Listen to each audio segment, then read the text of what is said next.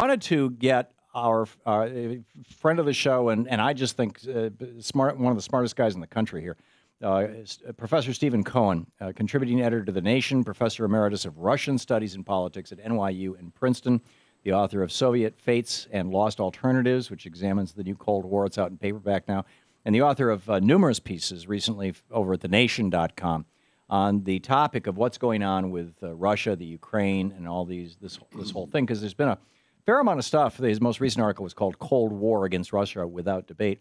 There's been a lot of stuff going on in the press, and I read a particularly disturbing piece in the New York Times yesterday, and I thought, boy, I'll bet Steve Cohen has something to say about this. Professor Cohen, welcome back to the program. Thank you, Tom. Thank you for joining us.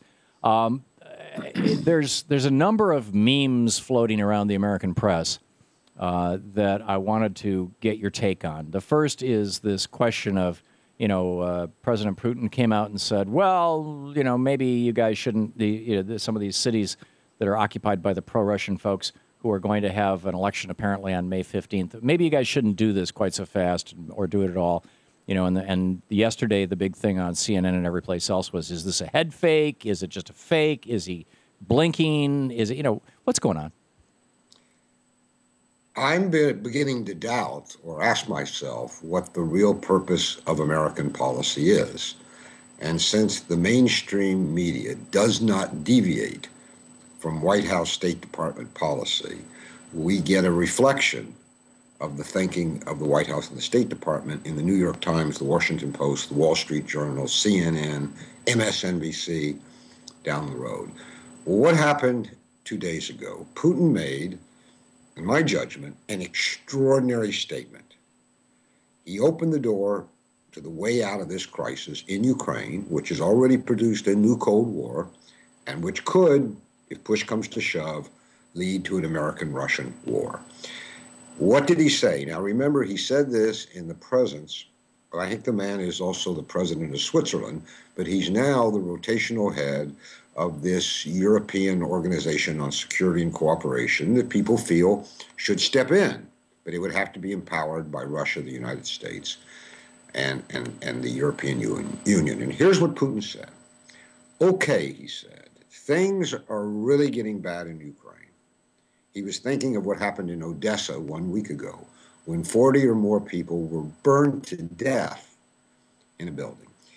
He looked into the future and he saw the horror of it all. And he said, all right, the West says my troops on the Ukrainian border, which have been there for months, are part of the problem. I will therefore, and no, he said, I have therefore moved them back away from the Ukrainian border. The White House and the State Department said, in effect, he's lying. We don't see troops moving back. Then they amended it and said, well, we've got to wait till the satellite surveillance photos come in. Give me a break. We spend billions of dollars on satellite surveillance to tell us if somebody's launching a nuclear rocket. We got to wait a few days to find out. That's preposterous. Now, the second thing Putin said was, there's supposed to be a referendum in the Donetsk region. That's the largest region of East Ukraine. And it's supposed to be not the 15th, but this Sunday, Tom, the 11th. Day after tomorrow. There's only one question on the ballot. Do you approve of the creation of the People's Autonomous Republic of Donetsk? It doesn't really enact anything. It just says, we've claimed an autonomous republic here. You support that. But that would mandate that area, which includes about 10 million people in Ukraine, to do what it wanted. So is this the equivalent of what here in the United States we would refer to as a state, like Florida or New York, or is this more like a county? Or well, it's not a state because our states have rights under our federal constitution. Right, but I mean geographically. Geographically, they call it a region, but yeah, it's a state. Yeah. It's southeastern Ukraine. Okay. It's nearly a quarter of the population of the entire country, maybe a bit more. Wow. It's the industrial part of Ukraine. It's the hub of all those gas lines through which Russian natural gas flows to Europe. Mm-hmm. Absolutely critical part of Ukraine, and it's about the only profitable part of Ukraine. One of the protests, by the way, is no taxation without representation. Well, we've heard that. We had a revolution about that. They're saying they're sending all their profit to Kiev and they're getting nothing back. But one more thing, and then I'll stop, Tom, because Putin said something completely unknown to me. It had never been reported. He said he had a telephone call with the Chancellor of Germany, Angela Merkel. Mm-hmm.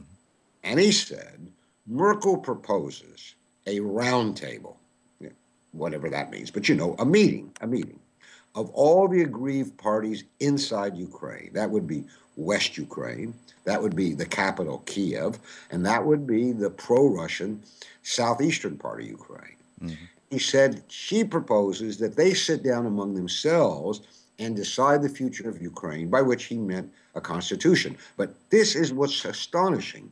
Merkel intervened, at least on the phone with Putin, and said and she's the most important leader of Europe, of the European Union, supports this. Putin said, I too support it. So you've got a puzzle here. Washington hasn't said a word about this, even though Merkel was in Washington last weekend, meeting with Obama. Right. The only thing reported was she's still unhappy about what we learned from Snowden, that the United States was tapping her cell phone. And they discussed Ukraine. But here is a breakthrough idea. It is a way out of the military crisis, this idea of a Ukrainian roundtable. And you would think everybody would jump right on that and say, yeah, let's do that. And what happened instead? Washington's silent. And today, as we talk, Tom, the Kiev government, which came to power not legally, and the Russians say is illegitimate, and we say is beautiful, that government launched an armor attack inside a city, and where there are office buildings and residential buildings and where parks where people live. They launched with heavy armor an attack inside the city to take back a police station that had been occupied. They crossed a Rubicon there because there's no way you can enter a city with a tank or just even heavy armor, anybody knows this, without killing non-combatants, women, children, old people, animals. I mean, once you enter a city, atrocities are going to happen. And they did that today. Now, we don't have the details, but it appears that at least a dozen people are dead. And so that we control that government. Kiev does what we tell them to do and not to do.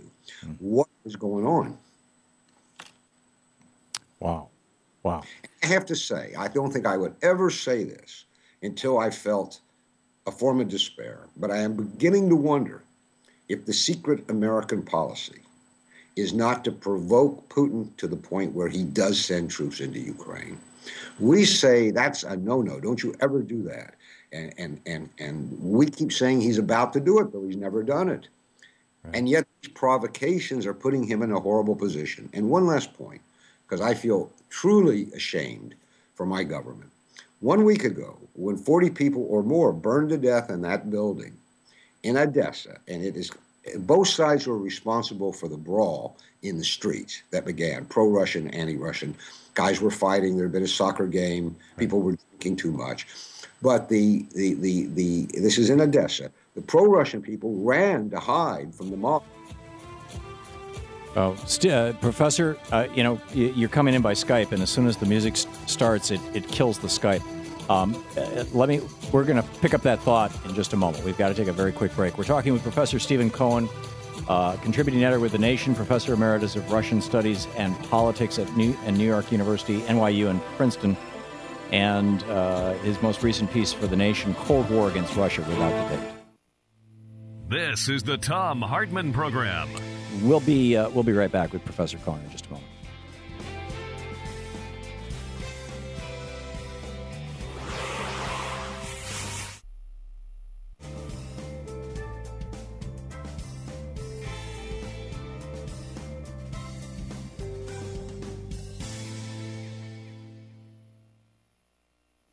And welcome back. By the way, we're trying something new on our TV show. So if you're on Skype and want to ask me a question or make a comment, which will go into our Your Take, My Take live segment next week, Skype us right now, and our producers, Andrew and Nate, will record you, and we will play it on the air next Thursday on Your Take, My Take Live. Our Skype ID is Talk2Tom, TalkTothom. That's our Skype ID. So if you have Skype and you want to ask a question for the TV show, for the evening TV show, do that right now.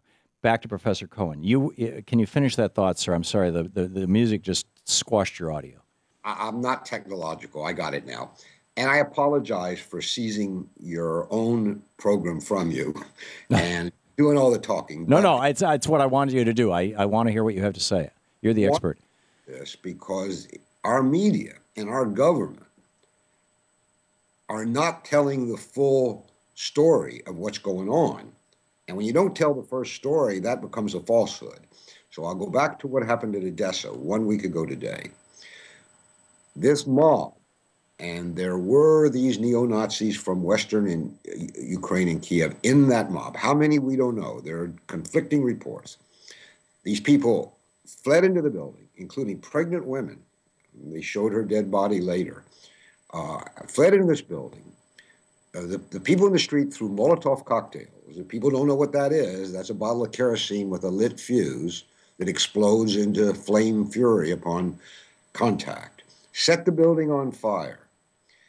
And it appears that some of the people in the mob blocked the exits. People died. Now, what did our government say? Did anybody in the State Department or the White House come out and say, we deeply mourn, we regret this, our sympathies to the families? Not a word of it. Here's what came from NATO, the White House, and the State Department. Kiev has a right to establish law and order. I mean, that's practically a justification for what those people did. And the New York Times reports in a story, there was a fire and people died in Kiev. That would be like saying some people died on 9/11 when a building collapsed. Yeah. I mean, it is simply incredible. And one last word, because it's May 9th, and this is the most sacred holiday in Russia, and everybody knows there's a big parade. It's 8 hours earlier, it's almost over, in Moscow. And Putin went to Crimea for a parade there. But just stop and think, if you're old enough, what people burned to death in a building evokes in the memory of an older generation. When the Nazis came into Russia and Belarus and Ukraine, all part of the Soviet Union, they would often round up the village, lock them in a barn, and burn the barn down. And it wasn't just Jews. That was a form of extermination that the Nazis used. So that burning building evoked horrible memories all across the former Soviet Union. And Putin himself mentioned it. He said, looked with horror at the footage of what happened in Odessa. Cannot one of our leaders, a member of the Senate, of the House, of the State Department, of the White House, send sympathies from the American people? Yeah, particularly if this was not the government in Kiev asserting itself, but it was basically a brawl that turned into violence. It's astounding. We'll be right back with Dr. Stephen Cohen, Professor Stephen Cohen, contributing editor to The Nation, Professor Emeritus of Russian Studies and Politics at NYU and Princeton, author of Soviet Fates and Lost Alternatives, now out in paperback, and also his latest piece for The Nation at thenation.com is Cold War Against Russia Without Debate. Stick around.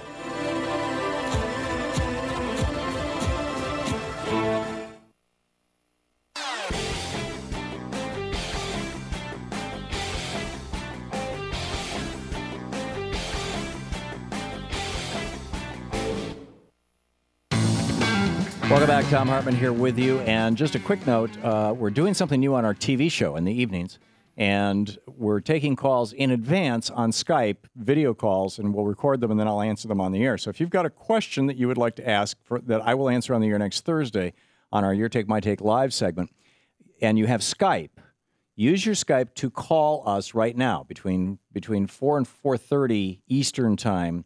Nate and Andrew, our producers, are answering the Skype computer over at the television studios right now. And our Skype ID is Talk2Tom, TalkToThom. That's Talk2Tom. So if you have a question or even a comment, you want to just do a rant, Skype into Talk2Tom right now and anytime in the next 10 minutes. Professor Stephen Cohen is with us, contributing editor to The Nation, Professor Emeritus of Russian Study and Politics at NYU and Princeton. TheNation.com, his most recent article, Cold War Against Russia Without Debate, and a number of previous ones that are all well worthy of reading, and the author of the book, Soviet Fates and Lost Alternatives. Professor Cohen, what I don't quite know where to begin with this. What are we to, as Americans, what are we to do? Oh, I know where I want to go. we spoke, did we not? I was in Germany the week before last. A friend of mine had a heart attack, and I went over the weekend. And we did a show right after that, and I mentioned to you that I was reading in the German newspapers a much more in-depth analysis of the Ukrainian situation than in America. Is that not the case? Am I remembering that correctly? Evidently, your show is listened to by the New York Times. Did you notice? We did. You came back and said you had noticed that in the German press, I believe you said you read German. I do. You had noticed that in the German press there was a debate going on about the Ukrainian crisis. Right, and a former German chancellor, in fact, was talking about it. That's right, because 3 former German chancellors have criticized European policy more than they've criticized Putin's policy. Right. In this country, nobody opens their mouth, except I should amend that. I just saw, didn't see it on American television, but on RT, the English language Russian broadcast in this country, they did a report, and you're going to have to help me with his name, Representative Dana Rauschenbacher, right? Rohrbacher. Yeah, he's a Republican from California. I gather that he doesn't have many views that I would agree with, but he grilled this woman from the State Department, Virginia Nuland, about what was going on in Ukraine, and he kept saying to her, because she had been in the streets, remember we didn't catch her, but we heard her on a tape planning the overthrow of the Yanukovych government. Right. He said to her, there are reports there were neo-fascists in the streets of Kiev that overthrew the government. Is that true? She was very evasive. He was very calm, great big guy, very calm, didn't raise his voice, but kept saying, but, look at these photographs. Who are these? And then she finally said, well, there were all kinds of people there. He is the only elected American official I know of who's challenged any official in our government about our policy and what's going on there. So, applause where applause due. Back to Germany. Mm-hmm. You and I discussed that there was a debate in Germany. Right. So what pops up now on the New York Times op-ed page about 2 days after we talk? They found a German to explain why there's a debate in Germany. Really? And that's because 50% of Germans have been brainwashed by the left and the right. And therefore, poor deluded Germans, right, are having a debate because they're not informed like Americans. So squash the idea that there's a debate in Germany. Because if there's a debate in Germany, some American may say, well, maybe we should have a debate here. And we don't. That was the point of the editorial in The Nation that Katrina vanden Heuvel, my wife, all disclosure, and I wrote called Cold War Without Democracy. Democracy is supposed to produce a debate. We're having a debate on your broadcast, but it's not where it needs to be at the moment, inside the Beltway. Yeah. Yeah. So the debate needs to be going on in Congress instead of another interminable hearing on Benghazi. The media could smoke out our elected officials. Mm-hmm. Done it before. In the run-up to the war in Iraq, questions were raised in the media about the State Department and the Bush administration's position.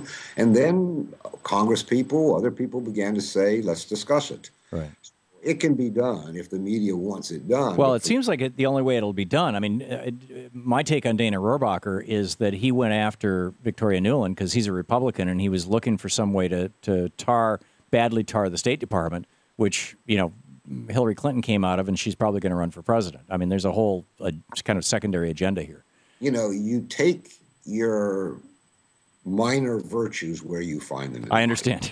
I don't know what his motivation is. I don't know the man. I understand that he holds very strong right-wing. He's a hyper-partisan Republican. But to be fair to him, for a long time, a couple of years, he's had the position that our policy toward Russia was unwise. And he led a bipartisan delegation to Russia.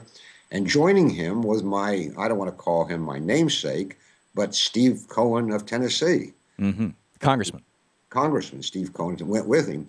So he seemed to have tried in the Congress to get some traction. Right. For an alternative Russian policy. He's failed. But if he wants to speak out in Congress against her at this moment of possible war, I think we should give him. I'm with you. We have just 1 minute left here.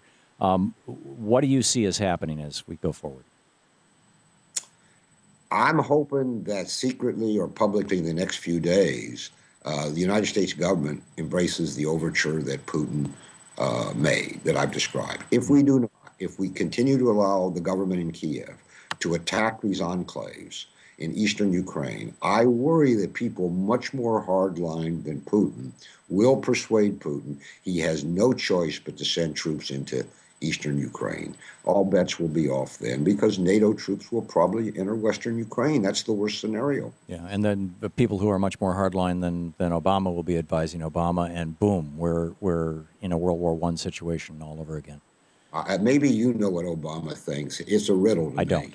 I don't. I genuinely don't. I think on this he's lost. It seems, but I don't. You know, I'm very confused by the whole policy thing.